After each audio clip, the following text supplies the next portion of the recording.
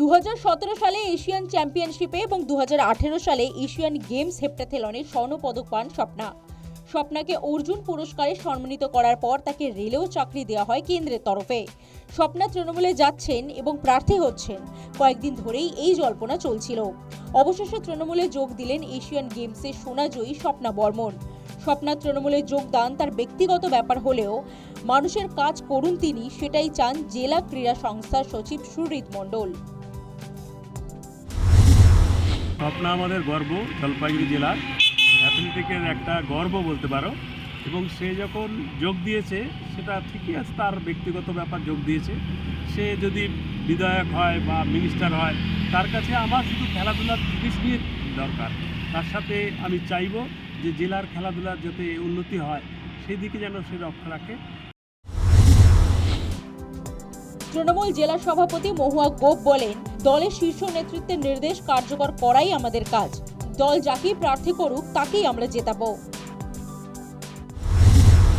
আমাদের বিধানসভা আমাদের নেত্রী, মাননীয় নেত্রী আর আমাদের নেতা অভিষেক ব্যানার্জির যে নির্দেশ যেটা আমাদের দেবে, আমাদের জেলায় যেভাবে হবে সেটাই আমরা করব। আমাদের তো কাজ সম্পাদন করা, আমরা হচ্ছে দলের কর্মী, সুতরাং আমাদেরকে বিধানসভায় যেই ক্যান্ডিডেট হোক না কেন জেতাতে হবে। স্বপ্নার ভাগ্নি স্নেহা দাস জানান, মাসি অনেকদিন ধরেই খেলা ছেড়ে রাজনীতিতে আসবেন বলে জেনে এসেছি। মন্ত্রী হয়ে মানুষের সেবা করুক, সেটাই চাই।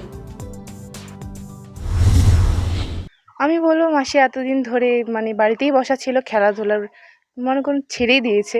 তো এতদিন ধরে এটা ইচ্ছা ছিল যে রাজনীতিতে যোগ দিবেন, তো আজকে দিয়েছে, তো খুবই ভালো লাগছে যে সাধারণ জনগণের জন্য মাসি কাজ করতে চাইছে। তো আমার খুবই ভালো চাই, বিশেষ করে আমার। মাসি নাকি মন্ত্রী হবে এরকম শুনেছেন?